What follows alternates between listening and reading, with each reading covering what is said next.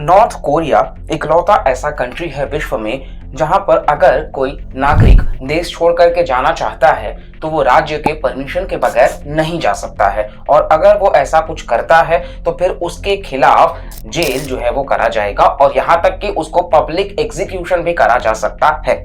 यहाँ तक कि movement with in the state जो है वो भी स्ट्रिक्टली रेगुलेटेड है। साथ साथ में वर्स्ट ह्यूमन राइट्स का रिकॉर्ड है पूरे पृथ्वी पर। इसी के साथ साथ में आप देखोगे तो नॉर्थ कोरिया में जितने भी पुरुष हैं उनके लिए 10 वर्ष तक मिनिमम सर्व करना पड़ता है नॉर्थ कोरियन आर्मी के लिए, जो कि एक कंपलसरी है। और साथ साथ में फ्री स्पीच और नॉन एग्जिस्टेंट है, यानी कि मीडिया जो प्रोवाइडर्स हैं वो सारे के सारे जो हैं वो स्टेट कंट्रोल करेंगे। फ्री स्पीच नामक कुछ भी एग्जिस्ट नहीं करता है।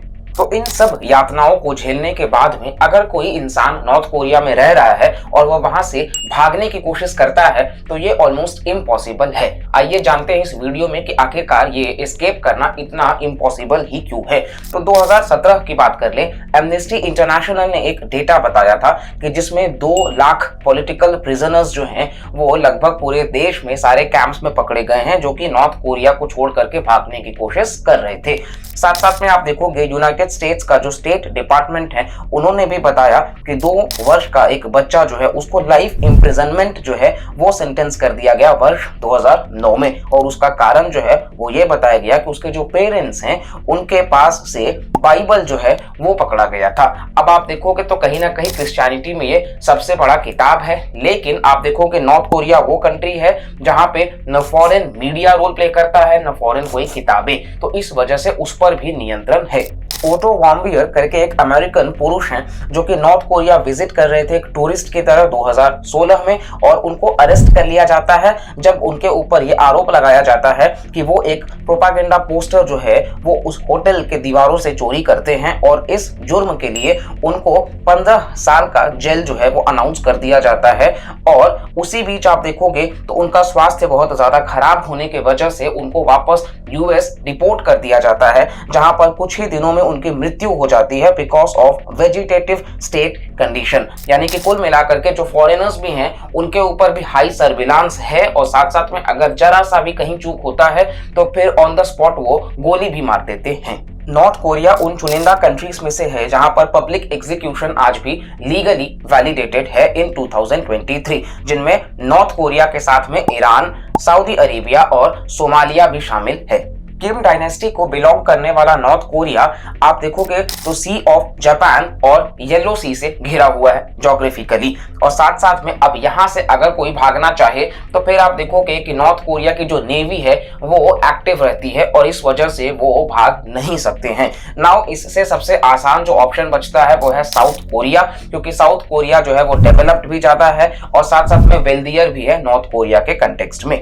और साउथ कोरियंस हर नॉर्थ कोरियंस को भी अपने ही कंट्री के लोग मानते हैं। इस वजह से आप देखोगे 1990s के समय से 34,000 लोग जो हैं जो नॉर्थ कोरिया को छोड़ करके भागे हैं वो साउथ कोरिया को ही प्रेफर्ड डेस्टिनेशन चुने हैं। वहीं यूरोप की बात कर लोगे आप तो ये अमाउंट है 1000 के आसपास, और यूनाइटेड स्टेट्स ऑफ अमेरिका में महज 200 लोग।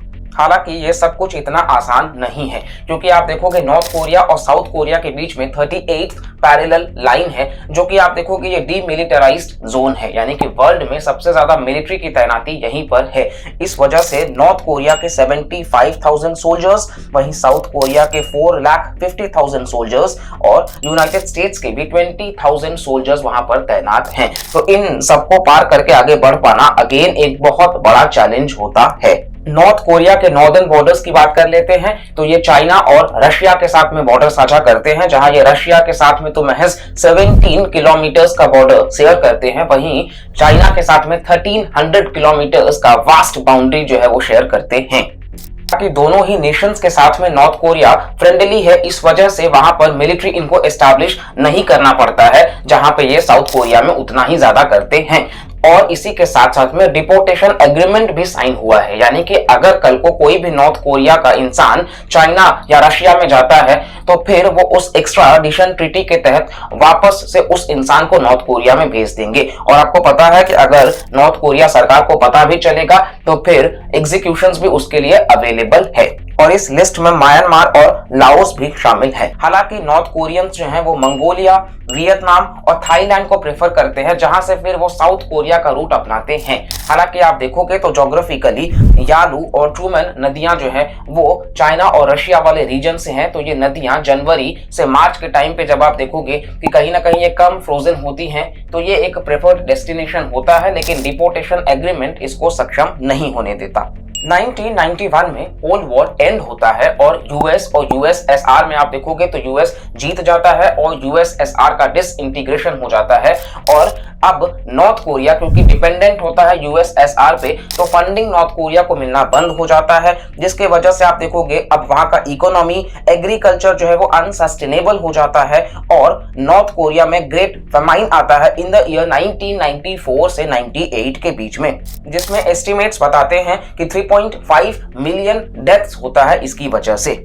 यहां तक कि वर्ष 2009 में 2914 सक्सेसफुल डिफेक्शंस होते हैं। तो कुल मिलाकर के अभी तक जो है वो नॉर्थ कोरिया के लोग आसानी से डिफेक्शंस कर पा रहे हैं, लेकिन 2011 में जो लीडर है नॉर्थ कोरिया के उनकी डेथ हो जाती है और अब जो बेसिकली किम जोंग उन है वो बन जाते हैं वहां के लीडर, तो कि इंस्टॉल करवाते हैं signal jammers all across the borders और इसी के साथ साथ में वो सर्विलांस मैकेनिज्म को भी स्ट्रॉन्ग करते हैं और जो एग्रीमेंट्स हैं कंट्रीज के साथ में उसको भी और ज्यादा इन्फोर्स में लाते हैं।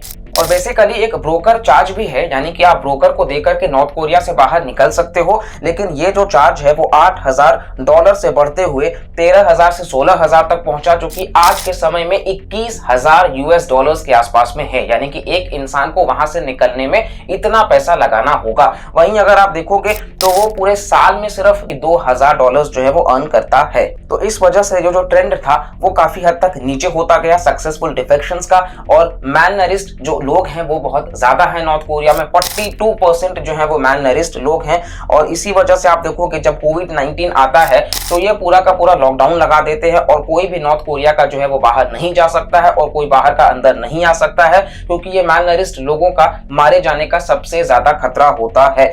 और आप देखोगे तो बीबीसी के रिपोर्ट के हिसाब से हर 550 में से एक लोग जो है यानी कि 45,000 डेथ्स जो है वो कोविड-19 से हुआ था, जबकि वहां की जो सरकार है उन्होंने महज 74 डेथ्स बताए थे। 1948 से अगर हम देखें तो अभी तक का ये लोवेस्ट सक्सेसफुल डिफेक्शंस रहा है, जहां वर्ष 2020 में 229, 2021 में 63, 2022 में 67 और 2023 में अभी तक में आप देखोगे तो 34 सक्सेसफुल डिफेक्शंस ही हो पाए हैं। यानी कि किम जोंग उन जो हैं वो इस चीज को बहुत ही ज्यादा कंट्रोल कर पाए हैं। नॉर्थ कोरिया में कोई इंटरनेट सर्विसेज अवेलेबल नहीं है, आप कोई भी इंटरनेशनल कॉल्स नहीं कर सकते हो, इवन वहां पे कोई भी फॉरेन किताबें या मूवीज आप नहीं देख सकते हो। पहले चाइना से जो है वो पायरेटेड करके आता था, लेकिन अब उनके नए लॉ के बाद में ये भी पॉसिबल नहीं है। और साथ साथ में जो फोन्स वहां के लोग इस्तेमाल करते हैं वो भी नॉर्थ कोरियन गवर्नमेंट ही बनाती है, यानी कि कोई भी बाकी कंपनी का फोन आप नहीं चला सकते हो, यानी कि हाईली सर्विलांस पे रहते हैं।